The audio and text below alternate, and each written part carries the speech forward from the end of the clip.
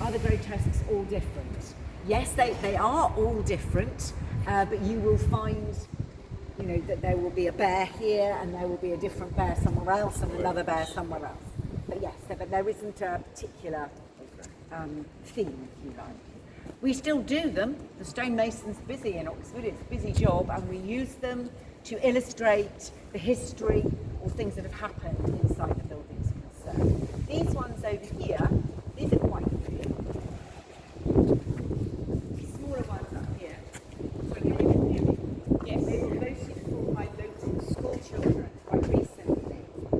And they feature up there some of the characters that you might recognise from some of the famous literature that has been written in Oxford. We specialise here in a certain type of literature, fantasy literature. Writers here create other worlds. You will doubtless know that Tolkien created Middle Earth in Oxford, lived over his life.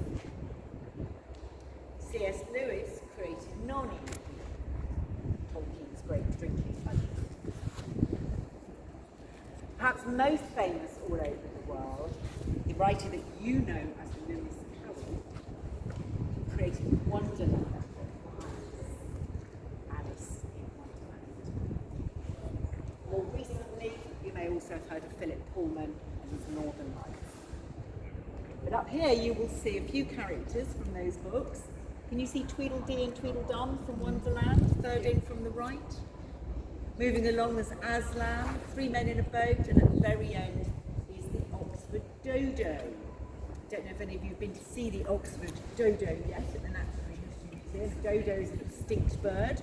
We have one, it's dead. So that the Divinity School could be used as a giant changing room. The poshest changing room in the world. Changing room for the members of the university to change into their gowns before they process into the room. This is the university's ceremonial hall. It is called the Sheldonian Theatre because it was paid for by somebody called Sheldon. And you can see his name up there, Gilbert Sheldon, Archbishop of Canterbury and Chancellor of this, well, it says university presumably. So this was built in the 1660s to be our ceremonial hall. The 1660s is an interesting time for us. We were a very happy city and happy university in 1660 because we've just got our monarchy back. So we are feeling, shall we say, triumphant. And therefore this choice of style of architecture, this kind of Roman theatre, triumphalism, is rather appropriate. Today our students and members of the university still change into their gowns in the Divinity School with their wonderful coloured hoods, and they process into there for their matriculation ceremonies when they join us, for their graduation ceremonies when they finally get their degree, or any other award, the numerous doctorates, DPhils, etc. that we dole out. All the ceremonies in here still happen in Latin. So the only bit that most people understand is their name. When they suddenly go, oh, that's the bit that most people will. Also, they do occasionally have performances, recitals and concerts in there. And if you're tempted to book one, just make sure it's short. The seats in there are the most uncomfortable seats in the building. Yes.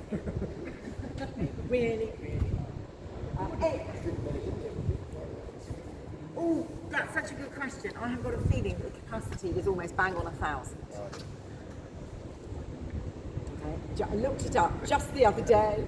But yes, I think it's about 1,000. We have to have we have a lot of graduation ceremonies throughout the year. We don't. It's not like most universities where everybody kind of has their ceremony when they finish their degree. We run them throughout the year, and people can come back broadly when they can, which is half. So many of our students come from overseas. A lot of people choose to come back years later. So we've got one this weekend, which means that all of this will be shut down So if you are still here at the weekend, it will be closed, but well worth sticking your nose through the gates just to have a look at a spectacle which does look as if it came out of the 15th century. As well as the language. You know, we all stroll around holding great big things. You know, it's all very, very antiquated, very quaint. Right, any questions? We'll move on to the next spot. You're going to stand in front of me, we will turn around. What I try and do is I try and put you in places where you can see as many things as possible without having to move. Because every time we move, we kind of lose ground. So I try and put you somewhere where you only have to turn round. Okay, from here you can really see that that looks like a Roman theatre. And in fact it was a copy of one. The designer of that building, I won't call him an architect because they hadn't invented architecture by then. The designer of that building was somebody called Christopher Wren, who you might have heard of. He designed St Paul's Cathedral and a number of other churches in London. Christopher had been a student here. He came here as an 18-year-old boy. His subject is astronomy. He went on to be a professor of astronomy and a fellow of astronomy. That was his main subject, but he was a true polymath. I mean, he had a brain. I mean, it must have been this big. And he was asked, you know, he used to design buildings, and he was asked by the university to design that. And he'd seen drawings of the theatre of Marcellus in Rome. He hadn't been to Rome, people didn't really travel much then, but he'd seen these drawings and he based it on that. He was also responsible for putting those heads, which you can still see a glimpse of, those Roman emperors' heads over there. The weather's better in Rome. They don't need a roof. It's a ruin now, you can still see it. We did need a roof, and he did manage to do the roof, not the white bit on the top. Okay? Because one of his best mates was a mathematician, and he worked out how he could span that size without sinking. There's a plane. Not British Airways though. Oh dear, oh dear. So yes, so you can really see the Roman temple, Roman theatre business there. So that's a Roman theatre. This building looks a little bit like a Greek temple. Exactly. It became fashionable in the 17th, 18th centuries to copy the architecture of the ancient world, the ancient Greeks and the ancient Romans. And they were becoming much admired, and their way of doing things was being studied, and it was just the fashion. Oxford University commissioned this building in the early 1700s to be the home of a new technology, or a developing technology. Really, not cars, 300 years too early, printing, book printing, en masse. And Oxford University commissioned this to become what eventually was the first home of Oxford University Press. And I hope you've all got an Oxford English Dictionary at home. We've all got them gathering dust, haven't we? Because now we do it on our phones. But this is the first home, called the Clarendon Building because it was paid for by someone called the Earl of Clarendon. This building was commissioned by the university to house the printer, and it's built in this Greek Doric style, looks a bit like a Greek temple. And around the top are 9 ladies. You can see 4 of them from here. They are the 9 daughters of Zeus, king of the Greek gods. They are the Muses. Some of you might be familiar with the Muses. Each one of them is doing a different thing: music, dance, theatre, literature, poetry, etc. And they're all there to try and hopefully make us think bigger and better, inspire us to great things. Oxford University Press moved to much bigger premises in the 19th century, and today this is the office of the person who runs us. She is a woman called Louise Richardson. Hospital is worth mentioning because it's less than 100 years since women were first admitted to Oxford University. 1920, women were first formally admitted to Oxford University and were allowed to get a degree here. Finally. Now we have a woman running the show. But it is worth noting that most of the colleges that we're going to see today in the middle of Oxford, the old colleges, didn't start taking women until the 1970s, mid-70s. Not that long ago. You know, this was an, you know, pretty much all-male bastion for centuries. Then a few women, very few women, and it's only really in the last 30, 40 years that it's been open. Now the numbers are 50-50. We have 25,000 students here today. Half are undergraduate students doing their first degree, half are postgraduate students coming from all over the world, literally, and half are women. And we've got a woman in charge, but it will be some time before we have the same numbers of senior female professors, fellows, academics, research, etc. It doesn't. Okay, so that's the Clarendon building. Just going round in order, round to the right. The pink building there, famous pub. It's always got to be some pubs on these tours, hasn't there? The White Horse. That is one of the watering holes where C.S. Lewis and Tolkien used to meet and drink. That pub says that it's got the highest IQ per square foot of anywhere in the world. Not when I'm in there, it doesn't. Okay, right, just moving very little bit to the right again.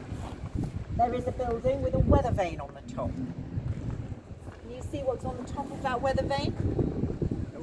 It's an elephant.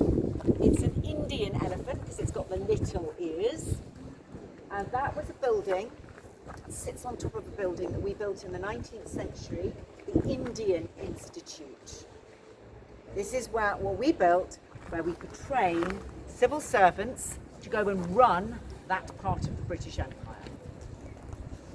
Clearly not needed now for that purpose anyway, but fortunately they've left the elephant and the beautiful stone carvings of Ganesh. You can just about make out of the tower. Today that's the James Martin School. James gave us millions of dollars to build an institute, create an institute researching 21st century problems like climate change and microbial stuff. Old Bird building repurposed. So just moving around a little bit. As the Bridge of Sighs. Don't ask me why. It does not look anything like the real Bridge of Sighs, which is in Venice. Anybody seen it? Doesn't look like it, does it?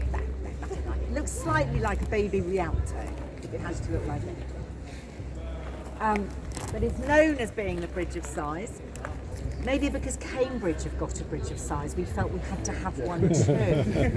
It could be that straightforward.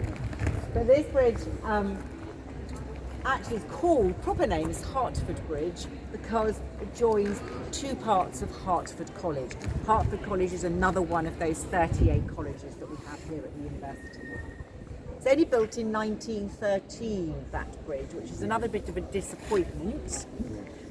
And it's very difficult to date. If you look at it and you're sort of looking at it and you think, oh, well, what period is it? Because it's a mixture, it's a Frankenstein monster of architectural styles. And it was put together by somebody called Jackson, P.G. Jackson, Graham Jackson, who was commissioned to do a lot of work by the university in the end of the 19th century, early 20th century, because the university couldn't decide whether it should build its buildings to look like Greek and Roman buildings, or whether it should build like the original medieval style. And so he came up with this mixture, and every time you see a building in Oxford that you can't make out what it is, it'll be him. The style became known as Anglo-Jackson.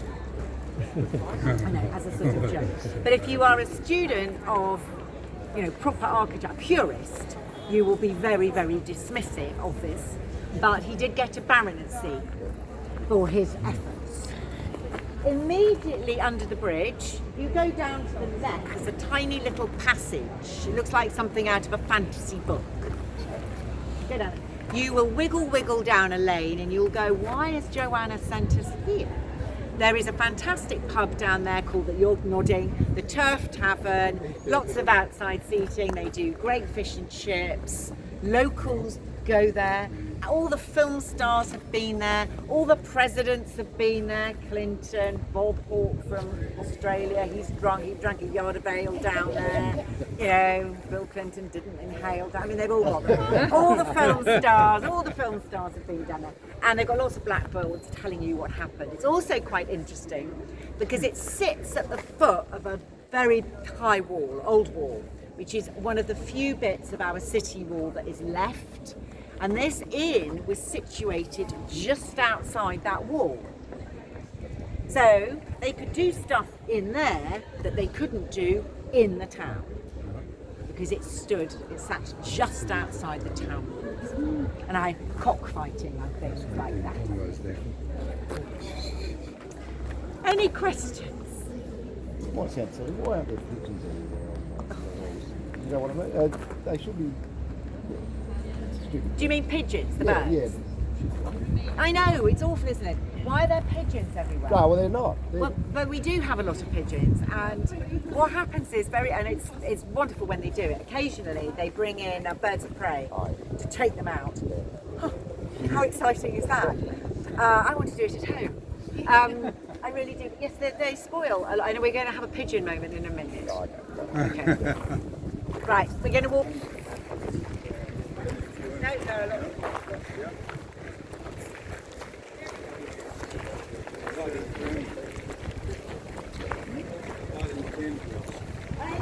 the same kind of mixture with anything that's built in the 1700s and 1800s tends to be in a classical style. And then you got to the Victorians and the end of the second half of the 1800s, second half of the 19th century, that there was this big Gothic revival. And we started to build like medievals again. I think I'll go to the other side of the port. Maybe. Whoops.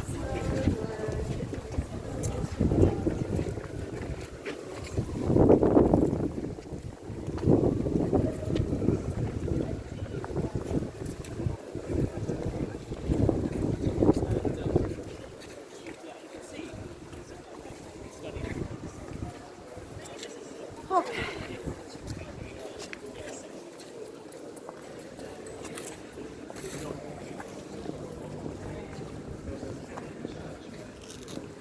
So now we are right in the heart of the University Library, the heart of the Bodleian Library.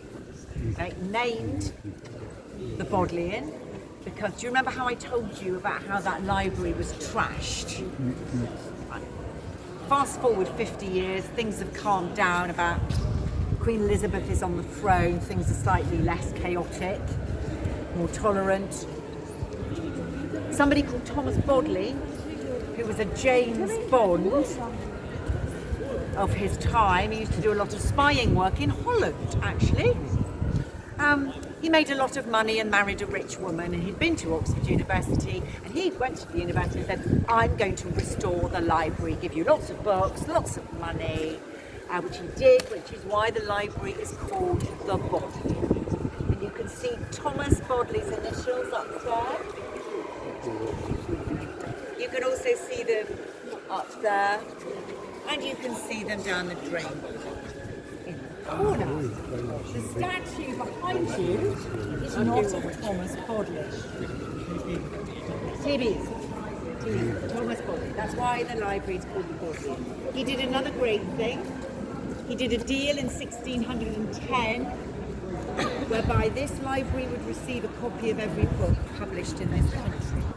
And that deal remains in force today. Now in 1610, we probably got a book a week, if that. In 2019, we get nearly 4,000 new titles every week. Whoopsie daisy. We can't store them all in Oxford, and we have to have everything. So that means every golfing magazine, every cookery book. So we don't need them all here. So we ship them down the motorway to a town called Swindon. And every day a little white van drives through that gate, parks outside the School of Moral Philosophy, drops off any books that people have asked for. So that's how we cope with the storage issue. Okay, this area is known as Old Schools Quad and was orchestrated by Thomas Bodley as well, who also arranged for these schools to be built. The schools being the subjects, and you can see each of the subjects above the door, all in Latin, obviously, because up until this time, all the teaching here was done in Latin. It was one of the first 3 subjects you had to do. A new scholar here would arrive in Oxford, and I'm talking about medieval Oxford, wearing his gown. He'd have his head tonsured, shaved head, because he'd be a junior member of the church, he'd be a cleric, a scholar. He would have to learn, and he'd come any time after about age 14. And he'd come and he'd have to do, first 3 subjects, the trivium, Latin grammar over there, a schola grammaticae. He'd have to do logic, and he'd have to do rhetoric. Because all the teaching and examination was verbal, so you had to be able to speak Latin, think on your feet, organise your thoughts logically, and make them come out of your mouth in a sensible way. There are a few world leaders who could do with a few lessons. Teach many of them, honestly. I mean, it was so embarrassing when you think what these guys used to master, the art of speaking. Anyway, never mind. Only once you'd done those 3 subjects could you go on, assuming you were still alive and hadn't died of plague, you would then go on to do things like philosophy, music, mathematics, geometry, astronomy, etc. The 3 highest subjects were law, medicine, the top one, divinity. And it took you 20 years to become a doctor of divinity, if you lived that long. So these schools, this goes back really nicely to the architecture question a minute ago. These were built in the early 1600s, right on the cusp of when we started to get interested in the classical world. So all of this is built in the original medieval Gothic style of architecture. The very last thing built here is the tower. And this is a tower, really special tower. Bear with me, a tower of the classical orders. It is like a textbook of Greek and Roman classical architecture. Each of the 5 styles, the 5 orders of the classical world, are depicted in these 5 tiers, like on a wedding dress. Can you see if you look at the columns is the best thing to do. Really simple, the bottom one. That's Tuscan. The next one up is Doric. That was the same style as the Clarendon system. The one in the middle is known as Ionic. It's got the wiggles at the top of the columns. The one either side of the statue is Corinthian. I'm sure you've heard all these expressions. And the one at the top is composite. So this is literally a show-off piece of architecture. This is Oxford University saying, we know our stuff, but it is a textbook in the classical world. There are a couple of other towers of the classical orders in Oxford, but none which are all 5. You often see 3, and you'll see them all over Europe. Nowhere else is there. Up there is a statue of King James I of England, who was also King James VI of Scotland.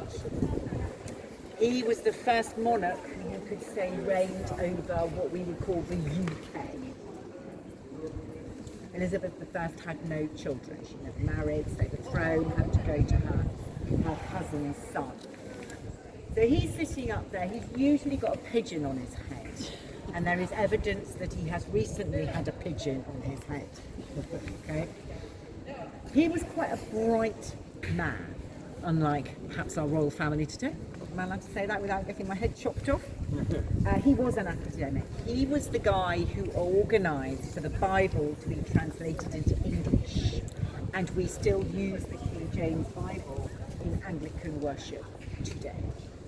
He also wrote a book himself, several actually, about witchcraft of all bonkers things. But he's there handing out a copy of his book, and the woman kneeling at his feet represents learning or the university, which is ironic because it's another 300 years before women are allowed to admitted to the university. But if you go back and you think about the ancient gods, Athena, Greek god, learning, wisdom, all the girls were wisdom, learning, etc. They just weren't allowed to actually do it. So there we go. So that's the Tower of the Classical Orders. If you ever wanted to go inside the Divinity School, that is where you buy the tickets in that little booth. Any questions before we move on? Wait. Tuscan, Huh? Tuscan, Doric, Ionic, Corinthian, Composite. I go TDICC, which reminds me of a Golf I used to have. Golf car, Volkswagen car, TDICC. And it's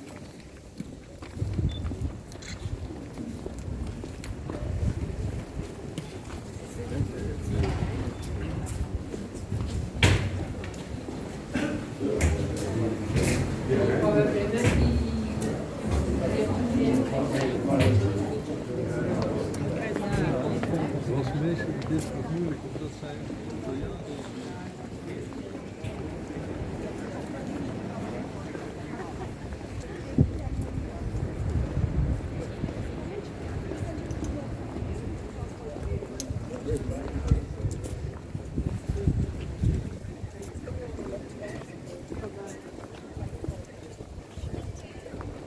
next to the bin. We sort of move you from bin to bin, I'm afraid. Okay, can you all hear me? So the building in front of you is the most famous building in Oxford. If you have bought a guidebook to Oxford, this is going to be the picture on the front cover. If you've looked it up in your phone, it's going to be the first image that you come to. Actually, interestingly, it's not. They've got the Sheldonian on that one. Anyway, this building in front of you, this round one, is the Radcliffe Camera. Camera means room in Latin or Italian still today. Radcliffe had been a student here in the late 16th